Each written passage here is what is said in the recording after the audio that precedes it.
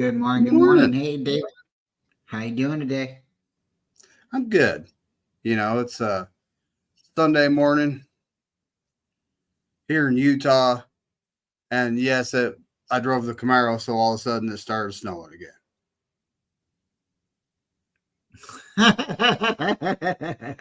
I find it incredibly disappointing. Mother Nature hates my car. But that brings up a question: like during the heat of the summer, if I drive it, is it going to snow the next day? Oh boy. Can we Wow. catch a break from the heat? Right? I mean, if all I have to do is do that, I should be charging people if that's the case. So have you always been a Camaro guy?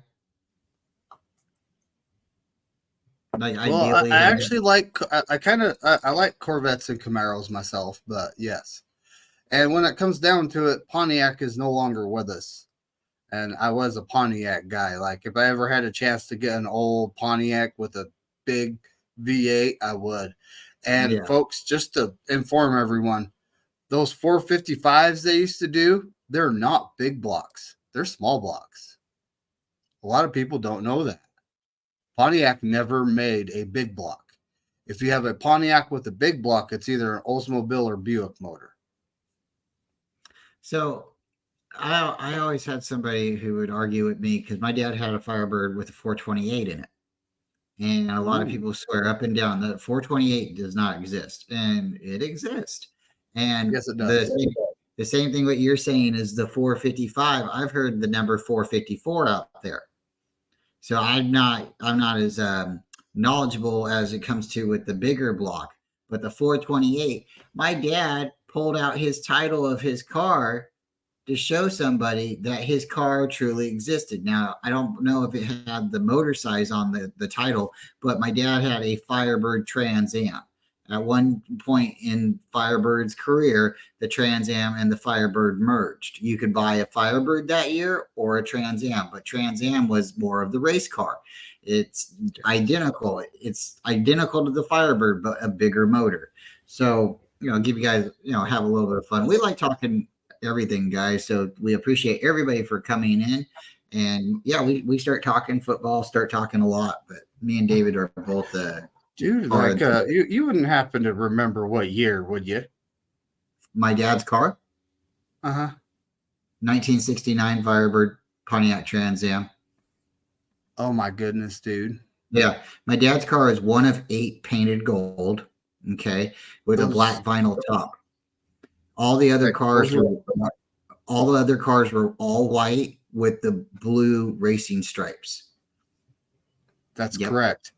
And I mean, those things are big money these days. Like, there's a few Pontiacs out there that are bigger money. And those are the ones like there was one they made into a drag car, and they did it at the factory right before the ban on making factory race cars, right? Mm-hmm. And they only made 12 of them. And they went out there that they had aluminum front ends, they had big motors, they were incredibly light, and it was actually made out of a Pontiac Tempest platform.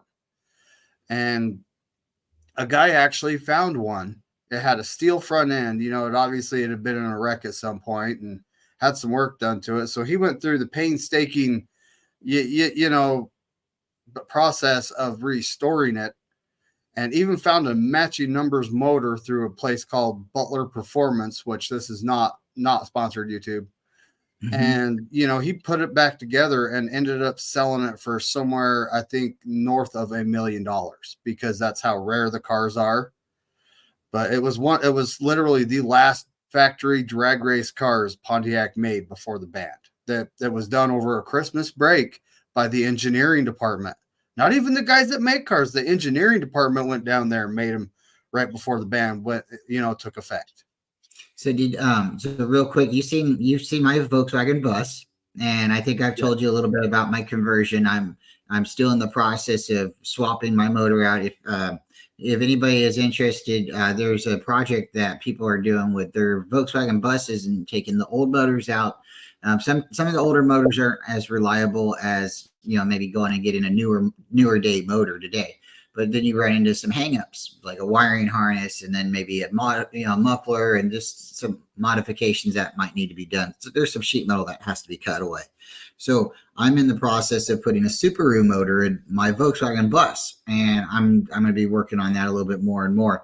But the reason I bring that up is my goal is one of my bucket list goals is to take my Volkswagen bus that I can seat 9 people in it and tailgate in it. I want to drive hopefully one day to every stadium bus, take my Volkswagen bus to every stadium in America. I feel like when I get older, if it's still around, I might have a good opportunity to drive it to maybe Chicago or somewhere, and maybe I can't hit all the stadiums in it, but I might be able to get a lot of them knocked out. But that's what I like to do. But what I was thinking is when you brought up Corvette and you brought up Camaro, and you brought up rare cars, are you familiar with what happened in Kentucky at the Corvette Museum? The sinkhole. Yes. 100% familiar. It destroyed some iconic cars. And I believe they didn't even repair them. They just brought them up and they're displaying them still. One of them was a 09 ZR1, and it still runs, drives, and it got lucky, but some of those were just absolutely destroyed. If you actually walk through the museum, they have a painted line on where the hole opened up, and that they even have like a piece of glass showing down in there, and I don't know if they actually got all the cars out or not. They might not have been able to get them all. Yeah, I'm not sure. My dad was talking to me about it too. He was under the understanding that they were going to try to fix some of the cars, and some of the cars they weren't going to be able to fix at all. But like you said, a lot of one production only, very special Corvettes. So with automobiles and stuff being a passion of yours and a passion of mine, it is very interesting to see the direction that travel is going to go with the future coming. Every year it's something different, right? And if you close your eyes and you kind of like look back in time, right, and it's kind of hard to do, the energy for electricity was there, and the energy for other types of automobiles and propulsion has been there. But because we have fossil fuels and we have a big business behind it, right, that's been holding back a lot of technology. But now technology, they're pushing further and further, and now the electric motor and the electric batteries and being able to go further and further, it is something to think about. But with you in your area where the snow's at, batteries in colder areas don't do very well. So we still have some work to do. David, on top of that, electric cars aren't necessarily like, if you're not driving far, you could use it as your daily, but you have to put some serious work into managing them, because the distance that says you have on your charge, if you turn all the accessories on, you're running things that ain't just the motors in the car and driving the car, it drastically reduces that distance.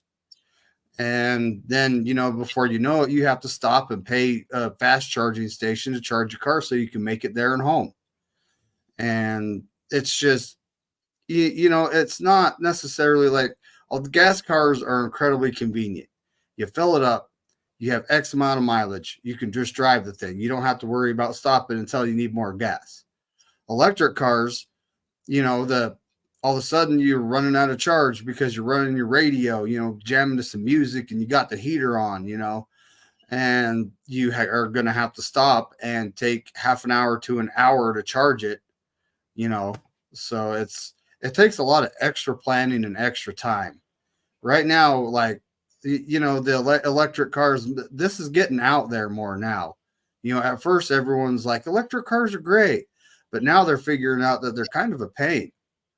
And, folks are starting to get turned off by them. Hybrids, however, that's a different story. If you get the right type of hybrid, when the electric battery's gone, it'll switch to the gas motor and you can drive it. And the gas motor will actually charge the electric battery as you're going. So all you have to do is stop and fill up for gas every now and again if you're on a long trip. I was looking at a Jeep Wrangler, right? This is when I had mine in for service. It's a hybrid. It's one of the brand new ones. The battery's under the back seat. You know, I made the salesman show me everything. And it has a 2-liter turbocharged 4-cylinder in it, which is something a lot of the Wranglers these days come with.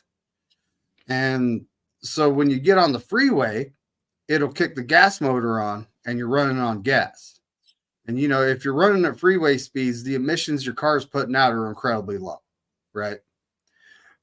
When you get off the freeway and you start driving around the city, it'll kick on the electric motors and it'll feed off the battery. And then if the battery gets low, it'll kick on the gas motor and it'll charge the battery as you're driving. Yes. So, I mean, there are people that actually get 50 miles a gallon out of those things. And they're rated for 49. And the guy told me he knows the guy that actually got 2,000 miles out of a tank because he properly managed the battery and keeping it charged, right? It's like, that's a lot of mileage out of a 20 gallon. That's 100 miles a gallon at that point, you know? So that's honestly how I see the cars going, is in that direction. I don't, once everyone figures out that electric cars aren't that easy and aren't that convenient, I could see the automotive industry moving towards hybrids, because they are, right? The technology is there, and the technology has been being suppressed for such a long time. And I've said it a couple of times. I like Volkswagens. I like German cars. I like luxury, and I like being modern and reliable, right? And for some people, you know, Volkswagens wasn't necessarily reliable. They didn't know how to go and change the points. They didn't know how to keep, you know, the spark plugs and, you know, that little 4-cylinder bug in the driveway running. But everybody seemed to have one, right? They built 1 million of them and they went for 1 million miles, right? So then you get to the 80s and the buses changed. The buses changed from the 60s with the 2 windows to the split, from the split to the bay window. And then you go again and then the buses die and it becomes a van gone, right? Where'd the bus go? The bus died, but the van's here and the bus is gone. That's why you have the van gone. Well, you also have the rabbit trucks and the little trucks that kind of look like the Jeep truck, right? So again, like Volkswagen's trying to be competitive, right? Well, they came out with the little rabbit truck. It got 50 miles to a gallon. Diesel truck. But people don't like diesel fuel. People don't like the way diesel motors sound. But over time, diesel's gotten better and better. Now, you don't have to have a big old diesel truck or a big old diesel motor and then shoot out the black tailpipe smoke all the time. You know, that's fun, you know, and some people are really obnoxious about that, but you don't have to have a diesel vehicle that does that. So with your point of having an electric vehicle and having a gas or having a hybrid, you know, combination, the technology is there, and the technology is there for a hydrogen vehicle. The technology is there it's there. But right now, what's interesting is because, you know, like I live closer to San Francisco and the Niners in Santa Clara, and right now there's this big push in the valley, right? Well, the Bay Area for Tesla and for electric cars, and there's more than just one electric car out there. It's not just Tesla, but because of Tesla and because of Elon Musk and because of the type of person he is, he's pushing for so much more, right? He's trying to get us to Mars. More power to that man, right? If he was born in America, he might be running for president, but he's not. So we won't get into all that. But where I'm at is you look at the old technology, it's there. It's about money and what person behind that is backing them. So we get into certain things, and it's about, again, perception. So we like automobiles. We would like to be able to get in them. We like to be able to drive. We like to know it's reliable, right? But when you're looking at the 49ers and you have an incident with a car and potentially drinking, it's a big scratch. It don't matter how good of an athlete are you or how well you'd plug in place and fill in or even potentially steer the course to the next Lombardi, right?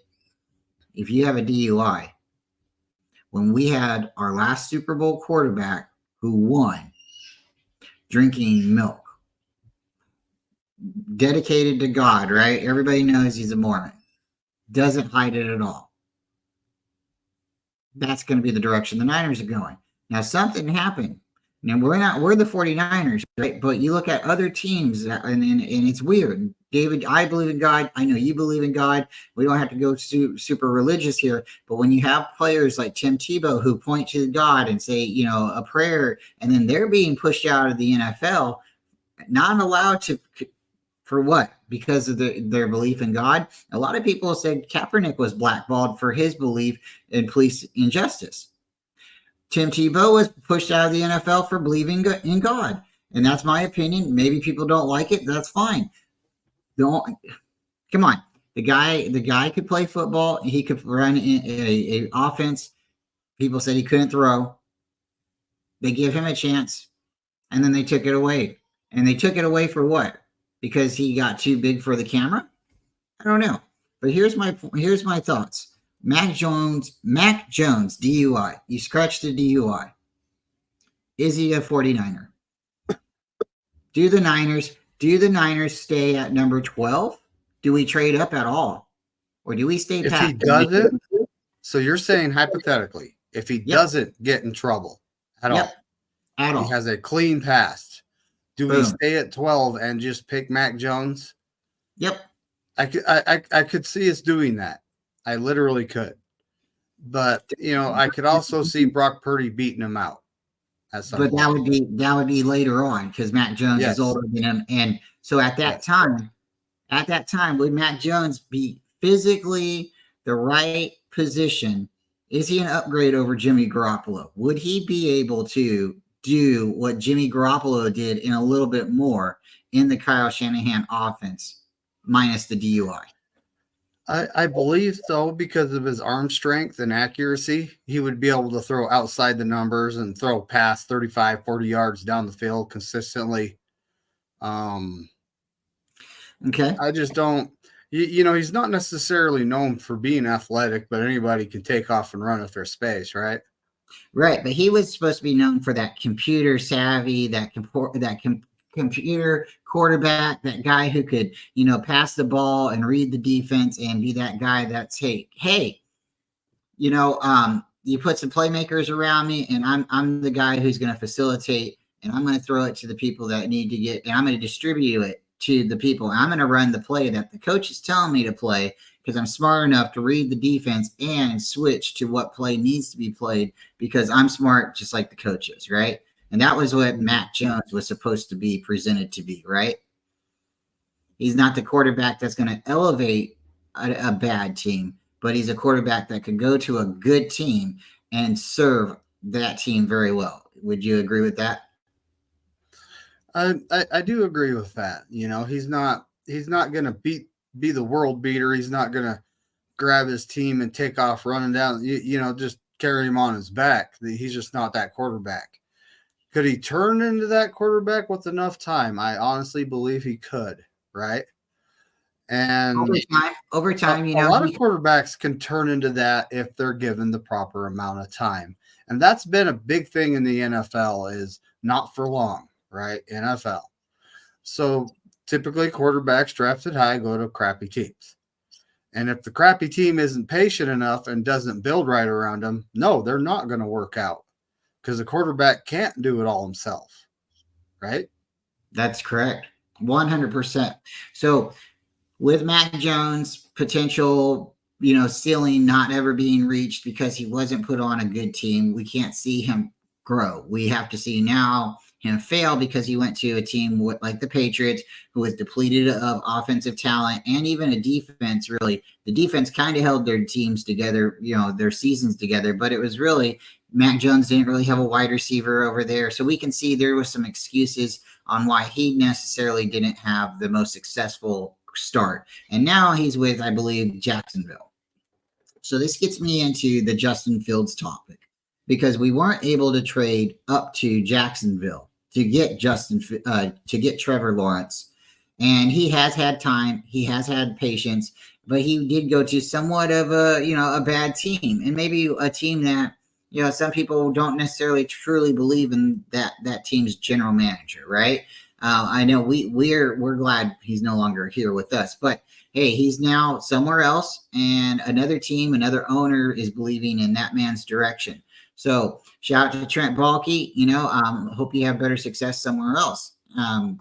We're okay with the parting of the ways. We're happy with our success since then. So now we have Kyle Shanahan and we have John Lynch, and they've tried to make a decision, right? We got into this the other night where they didn't start out with a quarterback. And maybe it was because the direction of the coach, and maybe it was the direction and perception of John Lynch and Kyle. John Lynch played what position, David? Safety. Yeah. And that's on the defensive side. And Kyle wasn't a quarterback. He was a wide receiver.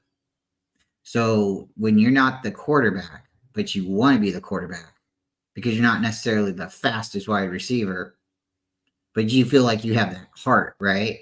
Maybe you're not the most gifted wide receiver, right? Because obviously Kyle didn't go on to be a wide receiver in the NFL, but he did play in college. And what I'm getting at is if you're smart, right? And we know our coach is smart, then you almost play quarterback.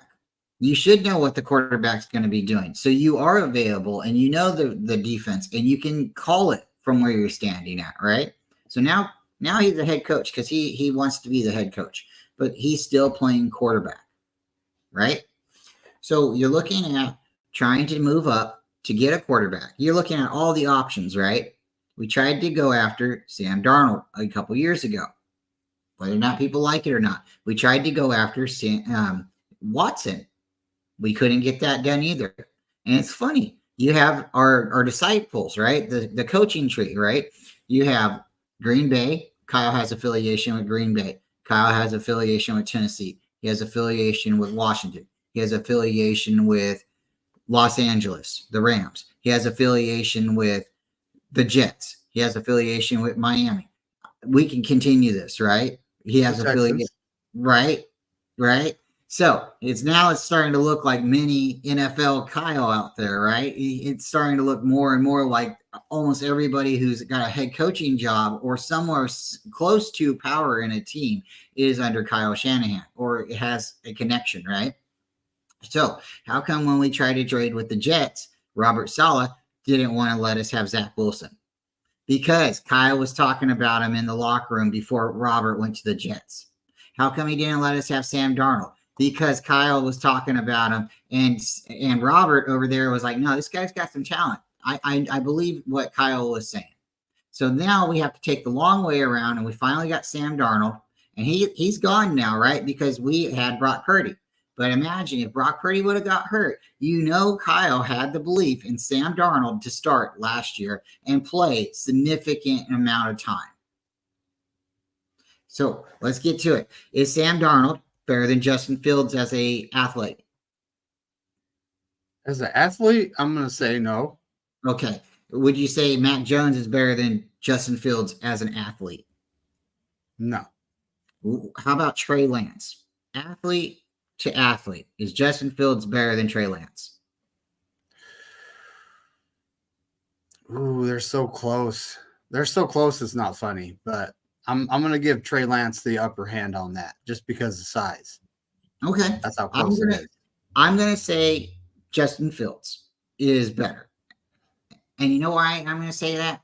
Because what he did in college, the success he had, the longevity he played, the time that he played at quarterback, we already can see that he can process, he can read defenses, he's seen different things, right?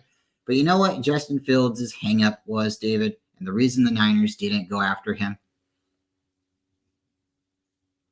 Oh, his medical reports. Yeah.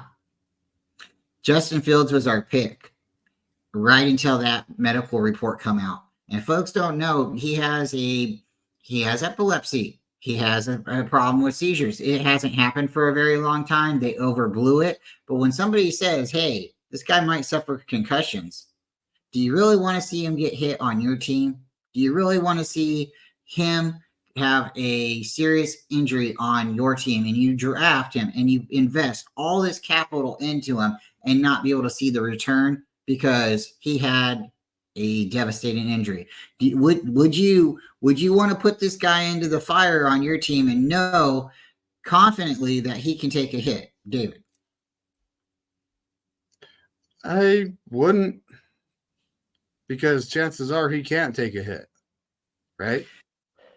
It sounds like it, right? It sounds like somebody who suffers from concussions or seizures, you would be a little bit timid on, right? You would be like, maybe we don't want to invest the whole, you're really good, kid. We believe in you and we hope you have a good career, but I don't know if we can take that gamble on you. You know, the dollar lottery ticket is, it's $1, right? But you're not $1, man. You're asking for a lot more. So now you go to Trey Lance because Justin Fields isn't available. Trevor Lawrence isn't available. Zach Wilson isn't available. Thank you. Now you have your buddy who's holding you up twice on 2 quarterbacks. We're not gonna be able to move up, right? We have our options. Take the guy who has a medical issue. Take the guy who has a DUI, or take a guy who hasn't hardly played quarterback at all. But he's got talent. Maybe we could do something with him, right? So they did that, and that dude gets hurt. Right? And then what happens when we put him in? We make him play quarterback, but he can't throw the ball. And then evidence is the Cardinal game. You run him as many times as you run him in the Cardinal game. You run him as a running back. He basically played Wildcat the entire game. He gets injured. He played decent, but he gets injured. He hurts his knee. Go figure, right? So now he can't throw the ball because his finger's broken, and he can't run because his knee's hurt. Here comes Jimmy Garoppolo again, right? I thought we were moving off of Jimmy Garoppolo. So what I'm getting at is you look at a player and you look at their insurance and you look at their projections. Is their history of their insurance, does it outweigh the projections that could happen? Are you that game changer? Are you going to be able to take us to the Super Bowl? I believe if we would have drafted Mac Jones, we would have went to the Super Bowl with him because our team would have been stacked. We wouldn't have moved up the draft capital to get him.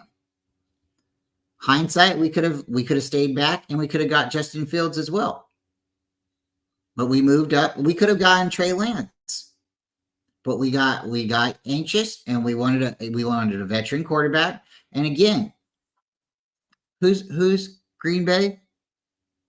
Who did they have? Who did we ask the night before the draft? You want to trade us your quarterback? Kyle's buddy, right? Another Kyle disciple. And he said, no. He said, what are you trying to do? Take my quarterback?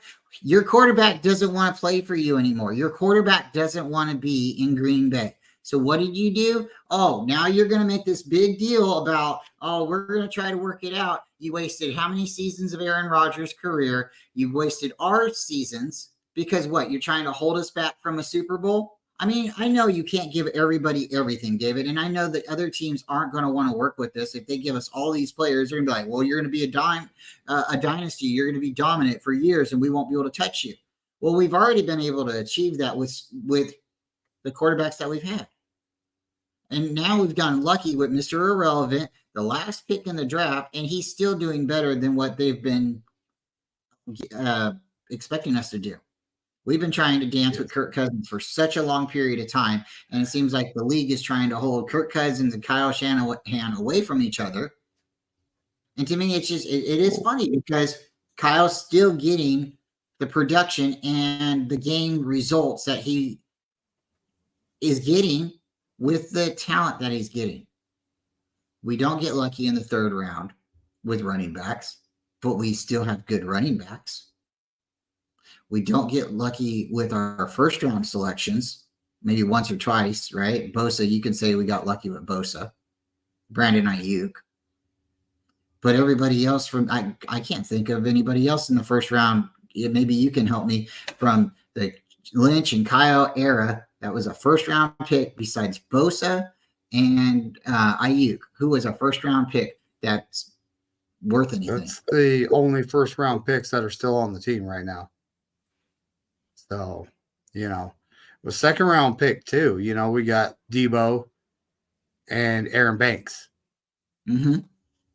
That's it. 7 years. Third round picks. We got Fred Warner.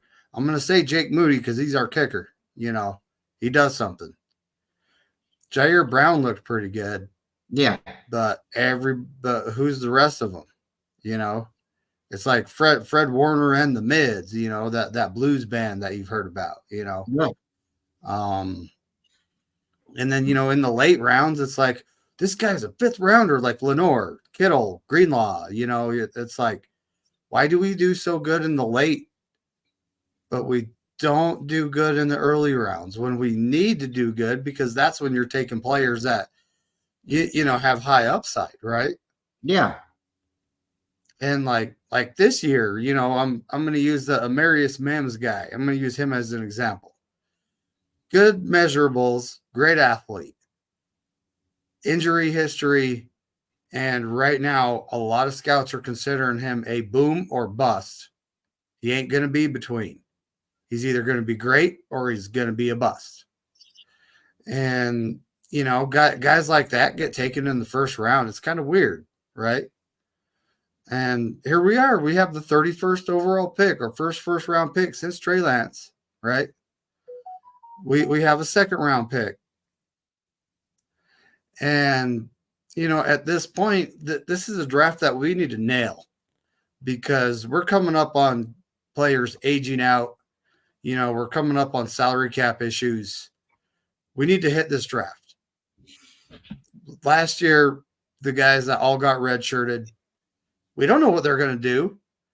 So it's like this is all the coaching that does this. Let's redshirt a player, and then we'll only have them out there for 3 years instead of 4. Yeah. But at the same time, Kyle's offense is hard to learn. So I could understand wide receivers, tight ends.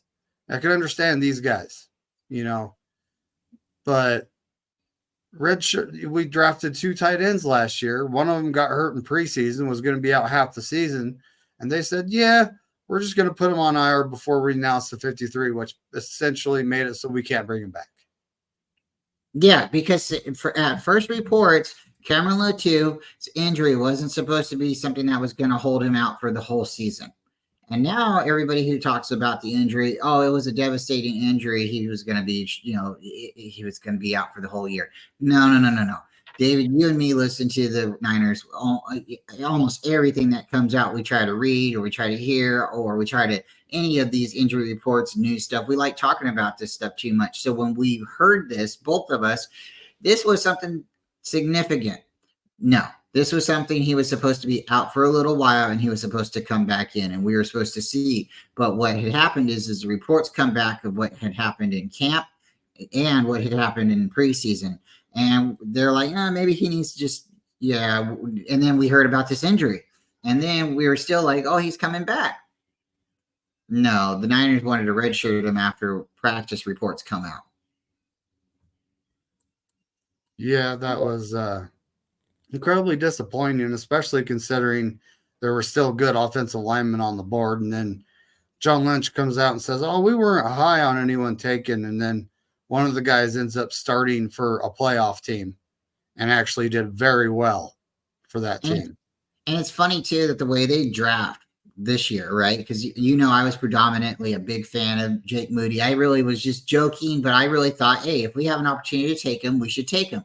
And because we had 3 third-round picks, everybody said we don't do good in the third round. I'm like, well, let's take a kicker, right? And it was even a bigger joke, right?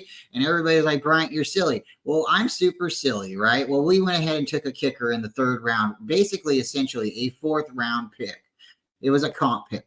And the Niners started him because we needed him, because the Niners didn't want to spend, $4 million, $5 million on a veteran kicker who no longer had the leg. I love you, Robbie Gold, but your distance was just, you couldn't kick into the end zone anymore. If you kicked into the end zone, then later in the game, we see Mitch Wisnowski kicking off. And, how do you have your punter out there kicking off when you're supposed to have a field goal kicker out there? And we've seen what's happened a couple times when Mitch has had to go out there. Then we get an injury from Mitch Wisnowski. So now we have no punter or kicker. Thanks, Robbie. $5 million. Thanks, buddy. So we went with the rookie kicker. Everybody got mad about it. But my point here is when you look at how the Niners drafted last year, they drafted from the bottom up. They did get linemen, undrafted free agents. They did get linebackers at the end of the draft. They did get tight ends at the end of the draft. And then they started coming up, and they got better and better as they got more and more players as they came up. And the starters, those key players was, like you said, Jair. We traded up to get him.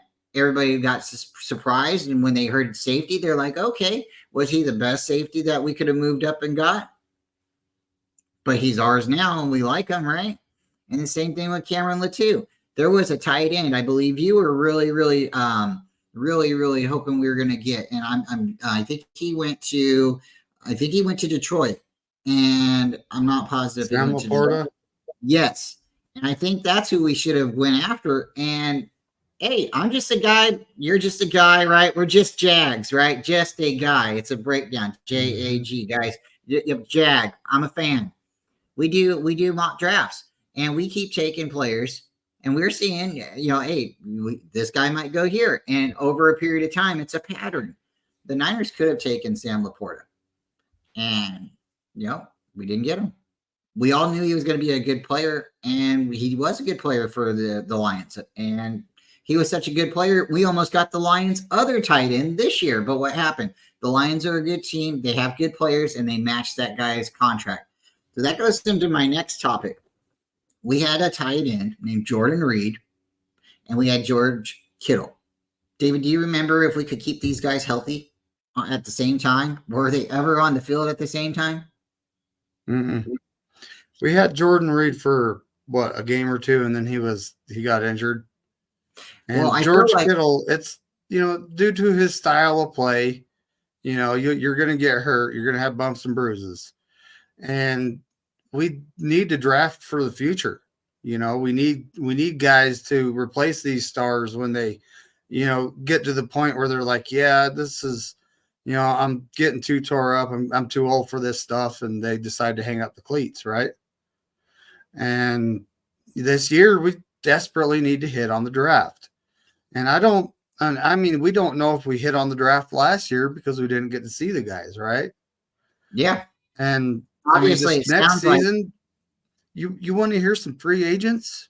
Chavarius Ward, Yamador Lenord, Talanoa Hufanga, Aaron Banks. These are all guys we're looking at possibly losing this next offseason. And Brandon Ayuk if they can't get anything worked out, right? So right now the philosophy of the Niners is to sign players through the draft, play with them for 3 to 4 years. They're decent, right? Then when it comes up to that, like last year, we sign them maybe back to a 1-year deal, or we sign these people from free agency to a 1 to 2 year deal. The players that are looking for 3-year deals, we're not looking to do that, because if they don't work out or they get injured, the Niners want to flip and either go after that player's replacement in the draft, or they want to go and get a free agent that's going to be cheaper for them, or maybe a little bit healthier.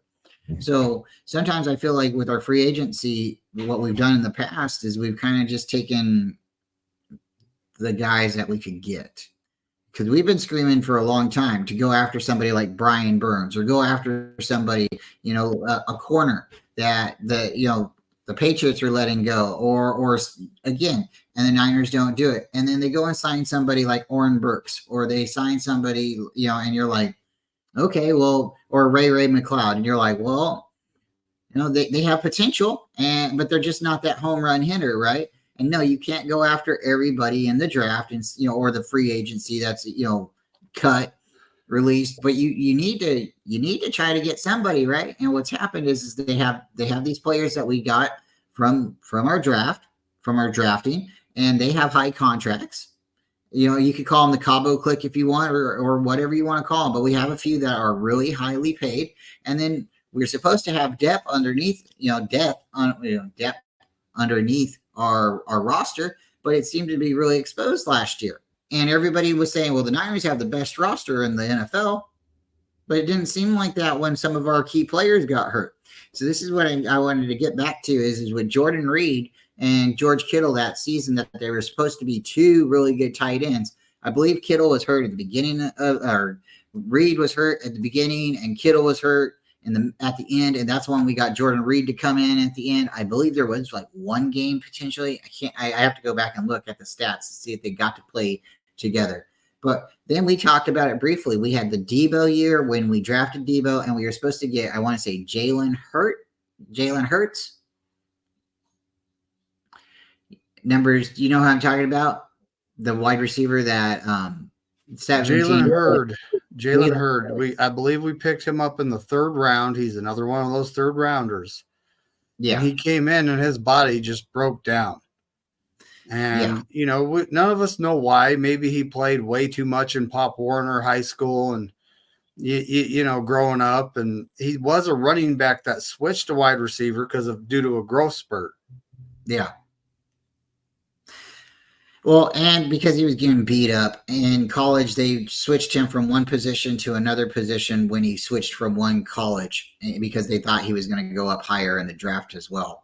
But with his injury, that stunted the Niners' growth a little bit because we were going to have two wide receivers that were going to play very similar to each other, and the style of offense that we were running went kind of down. It had to take a step back a little bit. We got lucky when we had Mitchell. We got lucky when we had the Cheetah, Mostert, Breda. We got lucky right there. And we got lucky when we had Coleman. But the direction that the offense was going to be going was going to be Debo and Jalen, and they were going to be thumpers. They were going to be those guys. We had Juice as our fullback. We had Kittle, and we were getting ready to roll. So a couple of those players going down stunted the offense. The defense, we lost players on the defense because what would you say? The defensive line? That's been our major hole, or would you say our corners are our bigger hole for the Niners right now? Well, back in the early days, our defensive backfield was the hole. Mm-hmm. We had Jimmy Ward and pretty much Richard Sherman, and then we had the rest of them, right? Yeah. And Emmanuel Mosley was injury prone. Tart was the same way. Yep. So was Jimmy Ward, let's be honest, right? Yeah. And at this point, we have totally changed our defensive backfield. And it's a strength right now, So with that, right? With that, because we kind of carried that injury bug of our corners from the Harbaugh era. So would you say when Kyle, or would you agree when Kyle and John and even Adam Peters came into this regime, they looked at the defense? Do you think that's why they started building the defensive line? And do you think that's why they continue to build the defensive line, because they believe that the defensive line, you get to the quarterback, and these guys in the backfield we spend a lot of money on and they keep getting hurt, so we're not even going to concentrate on the guys in the back? Do you think that's their mindset? Or do you think that's just because you said it and we were both talking, what position does John Lynch play? Safety. So why wouldn't he go and build the backfield, right? That's exactly it. And well, John Lynch was on that Tampa Bay team, and they had a great defensive line front seven. You know, and they had some pretty good defensive backs at the same time, though. Mm-hmm. But and that's the team he spent a lot of time on. He spent a lot of time on teams that had really good, trench players on the defensive side. So I could totally see why he values the trench players. But at the same time, it's like you can't let the rest of the team lag to get these guys, because what ends up happening, the offensive team will leave a player in to help block those guys. So you got 6-on-4, and then all of a sudden, your defensive backs, they have to cover for longer because the other team has adjusted to your good defensive line, right? I mean, there's all kinds of aspects to the game. I mean, at this point, it's hard to play defense because of the rules of the NFL. And now, my main focus on the rule changes, that kickoff rule change, right? Now, and the hip drop tackle, you know. So a lot of folks are saying, well, the league wants to see the average score goes up because people like seeing offense. I'm a Yeah. defensive guy. I like seeing a good defense, right? Yeah. And, you know, but the majority of the folks out there want to see teams drive and score, sure. But at the same time, the kickoff rule, I think that is geared towards upping the average points per game, literally. Because all the returner has to do is get through one line of guys. They're not layered. You know, it's just one line now, and he has to beat the kicker. And he's got a touchdown. So we're going to see some changes in the NFL. And these NFL coaches they ain't dumb. Let's be honest. They're gonna find ways to exploit the new rule and what's going on to favor their team, right? This is what Bryant's talking about. That's we right. have to line up. We have to line up 10 guys on the line. We're the X's, you know, or let's say we're the returners. We're the O's on this one. We have 9 guys up on the line. They're up between the 30 and the 35. Their guys are all lined up on the 40. They got 10 over there. We have 2 guys in the back. One of these guys in the back catches the ball. You have a single line of players coming at him, not at full speed, to try to stop him. So you get a guy back there that can break tackles like, say, CMC, Debo, Ayuk, Kittle, you know, Juwan Jennings even. And the guy breaks a tackle, he's going to have a big return. Might not make it all the way to the end zone. Might not. But he's going to have a big return, putting your offense in a better position to actually score, right? So that's actually going to hurt defenses, because how are you going to stop? Like a lot of defenses, you know, it takes them a minute to get going and they stop them, but then they're kicking a field goal. Now that offense is starting that much more further downfield, and they're not going to be able to stop them before they hit the end zone. So another, you know, raising the points per game, because that's what people want to see. People want to see offense, right? Hey, offense is exciting, right? You know, that's why people get up during kickoffs and special teams and go to the bathroom and, you know, go refill their soda cup and, you know, go get another beer, you know, all that good stuff, right? But when it's offense and your team's the one with the ball, you definitely want to stick around because you want to see them score that touchdown, right? You know, you want to see it happen, right? So I'm interested too, because this time, David, like we kind of discussed, our defense is built from the line, and we don't necessarily have the best corners. They're not the best ball hawks out there. They're not the best guys, you know, they're not, right? That's not how we don't have a bunch of Deion Sanders out there, you know, who's going to snatch it and take it to the house. So with the way the rules are going and the way the hips and the tackling and all the, you know, and the put in pops and I'm going to do my best Bill Cosby, right? You know, and all the good stuff, right? No, the way that everything's changing, we're going to see a big number of points go up. And some people don't believe it. They don't believe it, but that's what they've been pushing for. That's why they've been pushing the passing league.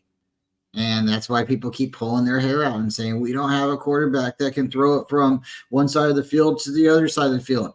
Well, you can have Jamarcus Russell, and he can throw the football from one side of the field to the other side of the field. But if he's not watching tape, then it doesn't matter, right? And we got a guy who is watching tape, who has heart. And he wasn't Matt Jones, Justin Fields, Trey Lance, Trevor Lawrence, Zach Wilson. You know, he's not that guy. He's somebody totally no one ever thought about. And you know what's interesting about this guy, Brock Purdy?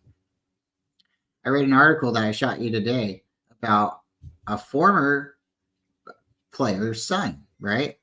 Jerry Rice's son, Brandon Rice. He played football with this guy, I guess. According to what I read, and I shot you today, Brock Purdy used to play with Brendan Rice. Small town, small world, huh? What do you think the likelihood and the connection could be potentially for him coming to the 49ers? Take off his dad's last name, right? The man should be known as Brendan, not Rice, right? His name is Brendan. So you're telling me Brandon and Brock Purdy they know each other and they play football in the same. David, does that change your thoughts at all on this guy coming to the 49ers? I know there's been reports out that people are speculating, oh, this guy don't want to walk through his dad's shadow. Why would you not want to walk through? What, David, if your dad was a football player and you're trying to get on a team, let's look at it a different way. Your dad's an electrician and you want a job. Are you going to refuse to go to your dad's electrician company and work for him?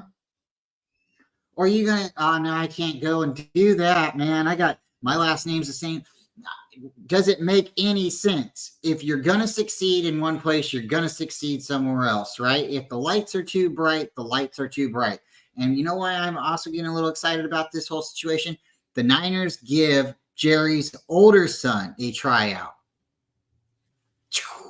So now, if we don't get Brendan Rice and we go after the other McCaffrey, so now what? You're telling me Kyle Shanahan picked these guys again because he knows them, because he babysitted both these kids?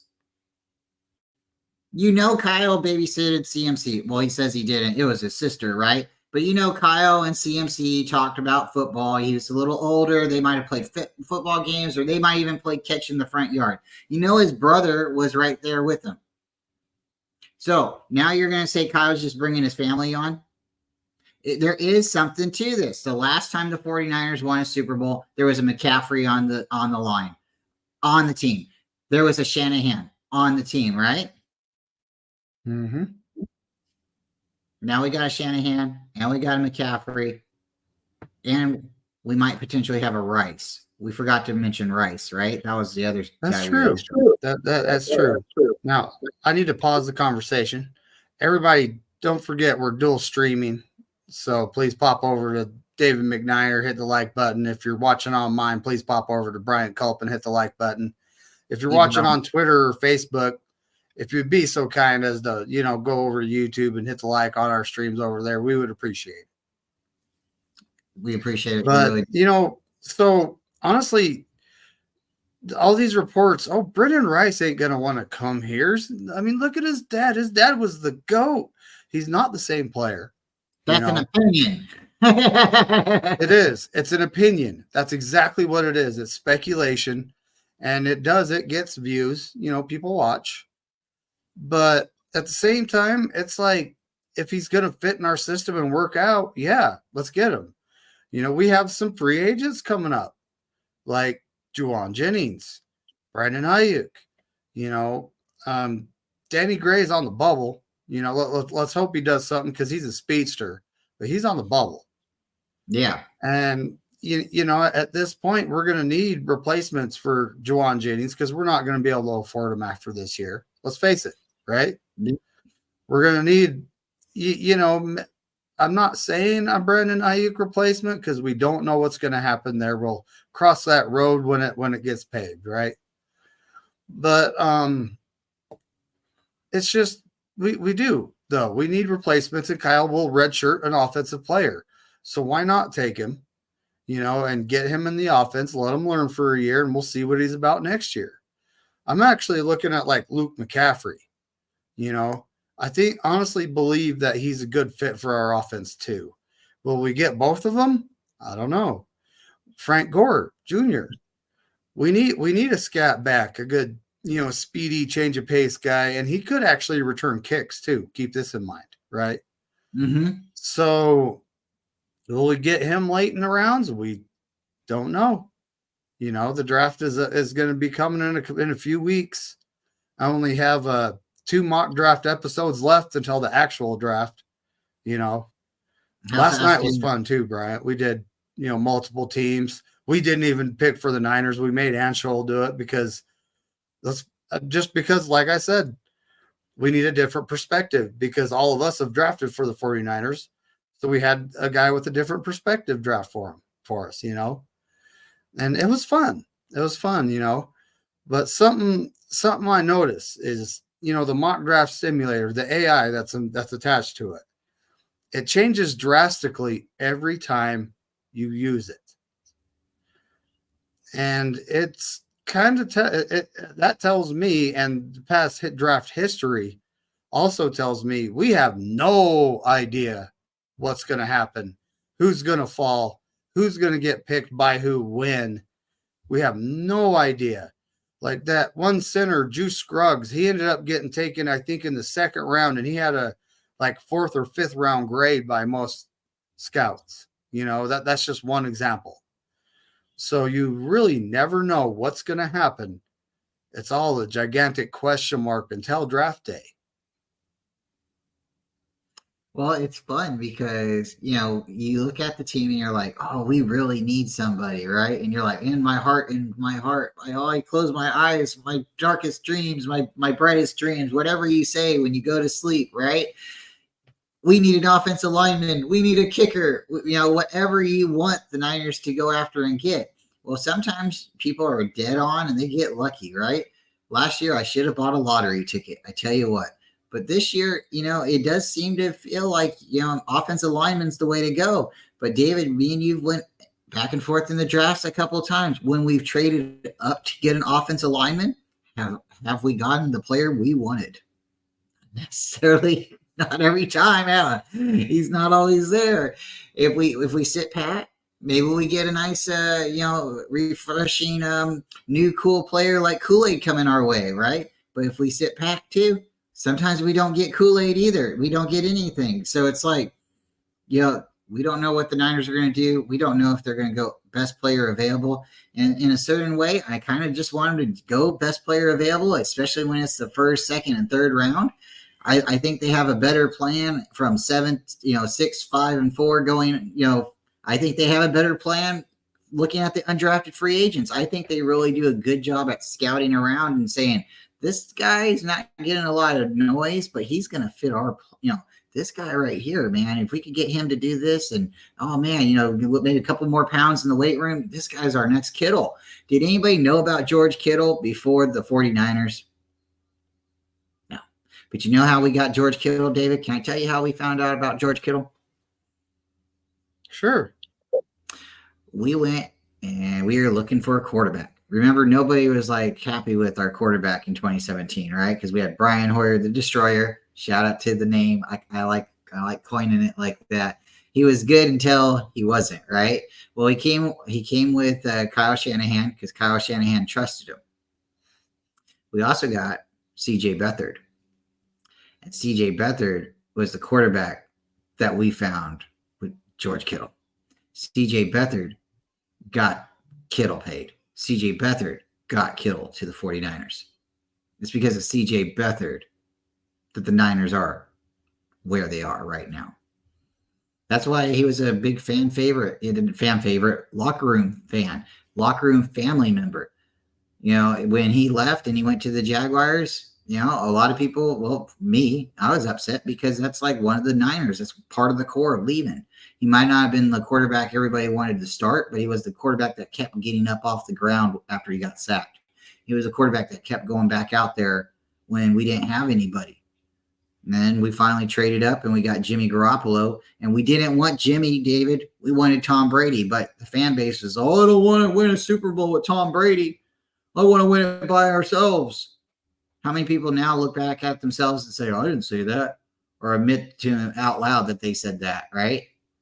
I know there's a lot of people that'd rather have that Super Bowl with Tom Brady right now than without. And I tell you what, I was one of those guys that said, bring Tom Brady in. Bring Aaron Rodgers in. This team right now with a veteran quarterback can win. We've gotten really close. But now, David, I think it's been a lot of fun. We could break down a mock draft if you want, but it's been about an hour. I think we've had a lot of great people coming in and out of the show. And if you did watch on my show or David's show, or if you've seen us on Twitter or Facebook, we appreciate you all and would like to hopefully get you to all subscribe up to all of our channels and follow us. We follow you back if you like.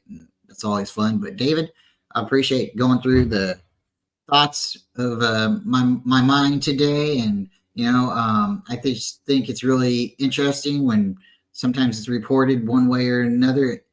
There's always an article to, kind of dispute that first article, right? Someone's thoughts. And if someone didn't clearly come out and say it, or maybe they say it like 10 minutes later, or they say it a couple days later, guess what?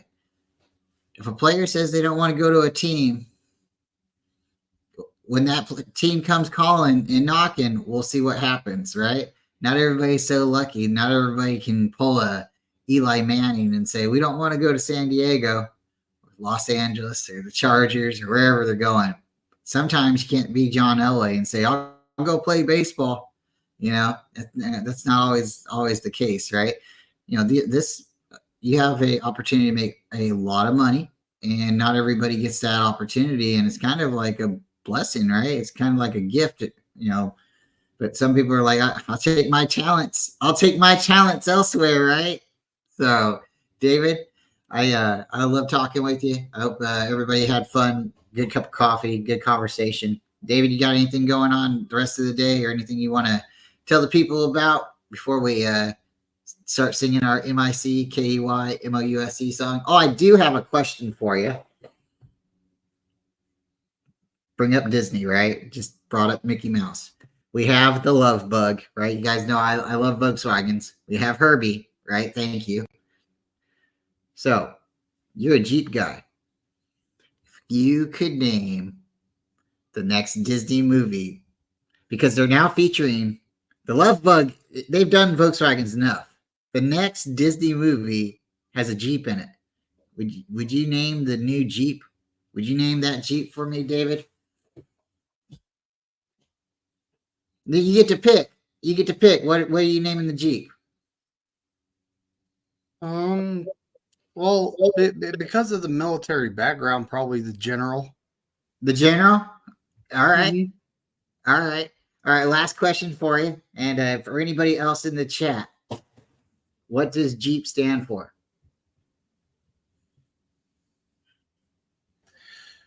Ooh.